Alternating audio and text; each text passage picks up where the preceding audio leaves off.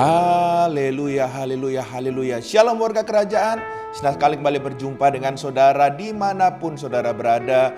Doa saya setiap kita tetap sehat dan tetap dalam pemeliharaan Raja kita yang sempurna. Haleluya, haleluya, haleluya. Nah saudara, masih dalam serial soal keuangan ya. Di dalam Amsal pasal 21 ayat yang ke-20, demikian firman Tuhan, harta yang indah dan minyak ada di kediaman orang bijak, tetapi orang yang bebal memboroskannya. Haleluya. Kalau kita melihat dari kebenaran firman Tuhan ini, ada dua tipe orang tentunya. Yang pertama adalah orang yang bijak, yang kedua adalah orang yang bebal. Dan firman Tuhan dengan jelas ya membedakan antara orang bijak dan orang yang bebal. Untuk yang pertama, orang yang bijak itu adalah orang yang bisa memiliki harta dan menikmatinya. Tapi yang kedua, orang yang bebal adalah orang yang hanya bisanya memboroskan apa yang dia punya.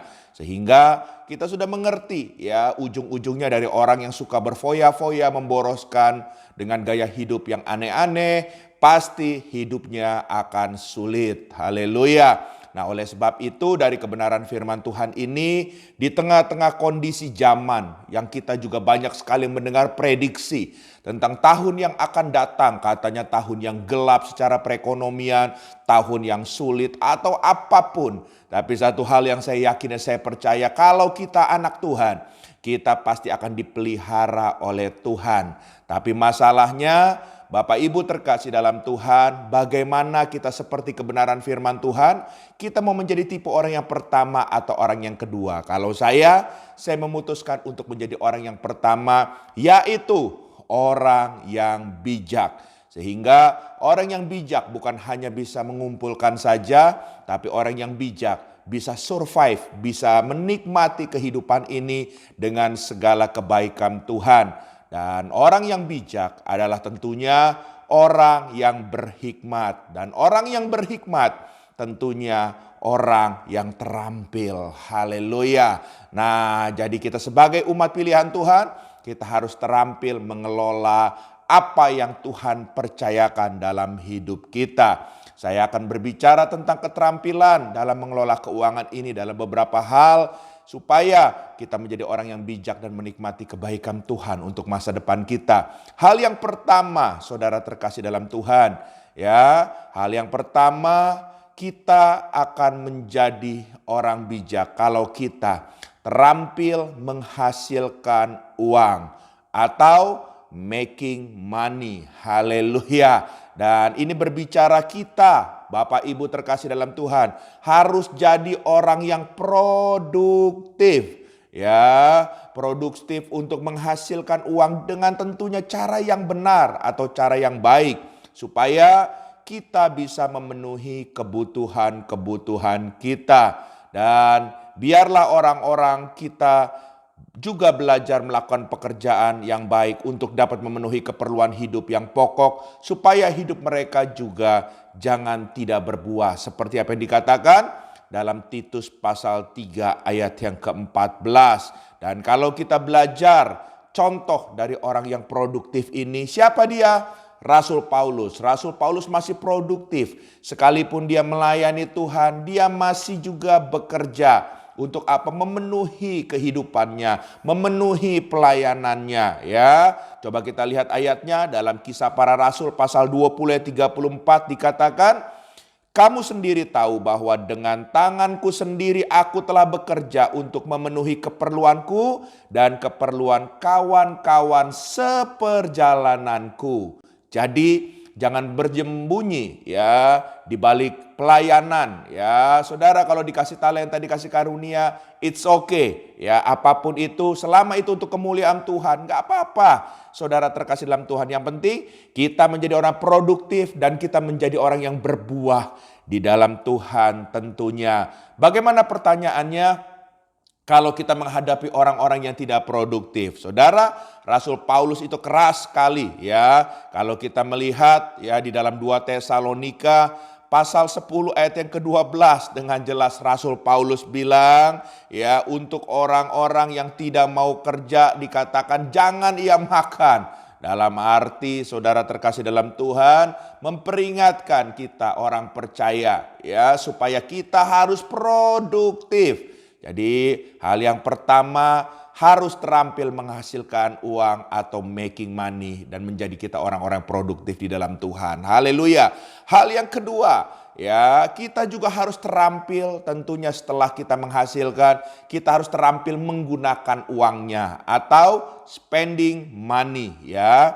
Untuk mengelola keuangan secara baik dan benar tentunya kita perlu memahami cara penggunaan uang yang benar. Penggunaan uang yang benar menunjukkan rasa tanggung jawab sekaligus ucapan syukur kita kepada Tuhan sebagai pemberi berkat tersebut. Saudara, John Wesley, ya, pernah mengatakan bahwa ada 3 prinsip penggunaan uang. Yang pertama, cari uang sebanyak yang bisa kita dapatkan, tentu dengan cara yang benar dan tetap tidak merugikan sesama. Lalu yang kedua, John Wesley bilang, simpanlah sebanyak yang bisa kita simpan. Dan yang ketiga, berilah sebanyak yang bisa kita beri. Jadi jangan cuma simpan, tapi kita juga bisa memberi untuk kita menjadi berkat. Haleluya, haleluya.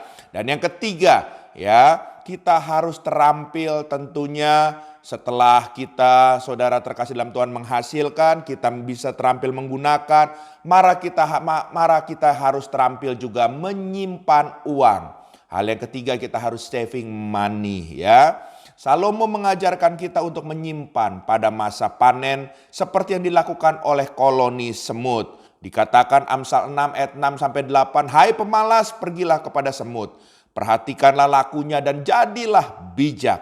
Biarpun tidak ada pemimpinnya, pengaturnya atau penguasanya, ia menyediakan rotinya di musim panas dan mengumpulkan makanannya pada waktu panen. Haleluya, haleluya. Kita, saudara terkasih dalam Tuhan, perlu menyimpan sebagian dari apa yang kita dapatkan untuk digunakan. Tentunya pada waktu-waktu yang tidak terduga dalam musim hidup kita. Misalkan satu hari nanti ada pemutusan pekerjaan, PHK, ada yang terserang sakit di anggota keluarga kita yang membutuhkan biaya cukup besar, ada yang juga mungkin kena musibah atau lain sebagainya. Kita belajar dari seorang hamba Tuhan yang bernama Yusuf. Dia juga melakukan prinsip menyimpan di musim panen besar selama 7 tahun untuk masa kelaparan sepanjang 7 tahun berikutnya. Dan itu ada di dalam kitab Kejadian pasal 41 ayat 46 sampai dengan 57. Nah, saudara, keterampilan menyimpan kelimpahan yang dimiliki Yusuf ini telah menyelamatkan hidup bukan hanya dia sendiri, tapi banyak orang dari kelaparan hebat yang terjadi pada masa itu. Oleh sebab itu, hal yang ketiga, terampillah untuk menyimpan uang. Haleluya, haleluya. Dan yang keempat, Bapak Ibu terkasih dalam Tuhan, kita juga tentunya bukan cuma menyimpan saja, tapi usahakan kita belajar terampil untuk menanam uang atau investing money. Haleluya. Pengkhotbah pasal 11 ayat yang pertama dan kedua, tanamlah uangmu dalam usaha di luar negeri, pasti kau dapat untung di kemudian hari. Tanamlah modalmu di berbagai niaga, carilah usaha sebanyak-banyaknya sebab orang perlu waspada sebelum musim menimpa. Saudara, ini adalah ayat dalam terjemahan bahasa Indonesia sehari-hari. Dan ini mengajarkan kita untuk terampil dalam berinvestasi. Haleluya. Selain menabung, ya memang penting saudara, tapi alangkah baiknya jika kita juga menyisihkan uang kita untuk sedikit melakukan investasi yang pada akhirnya akan memberikan tambahan penghasilan bagi kita. Ya, apabila uang yang kita tabung sedikit demi sedikit sudah menjadi banyak, ya misalkan pada tahun ketiga atau ke-10 mendatang, carilah ide untuk mengandalkan uang itu. Kelola uang tabungan yang dengan terampil sesuai dengan pengetahuan atau bidang usaha yang kita senangi dengan cara berinvestasi untuk menambah pendapatan kita lebih sehingga ya secara finansial kita akan semakin lebih mandiri lagi. Puji Tuhan. Dan hal yang terakhir Bapak Ibu terkasih dalam Tuhan, hal yang kelima, apa itu? terampil menikmati uang. Enjoying your money. Haleluya ya.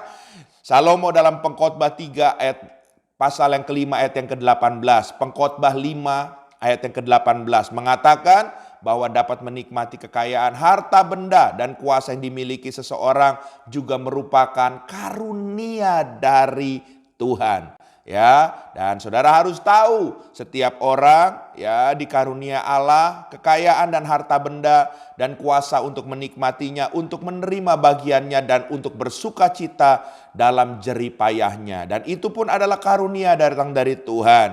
Tidak ada salahnya dalam menikmati berkat-berkat ya yang sudah Tuhan berikan kepada kita sejauh kita menikmatinya secara garis bawahi ini bertanggung jawab. Haleluya ya. Sebagai orang percaya kita boleh menikmati, tapi bukan dengan cara-cara seperti berfoya-foya, berjudi, atau melakukan sesuatu yang merugikan diri sendiri atau orang lain. Tapi sebaliknya, Bapak Ibu, kita bisa menikmatinya dengan cara yang benar. Dengan apa misalkan? Rekreasi dengan keluarga ya, melakukan hobi kita yang baik dan bermanfaat tentunya. Haleluya.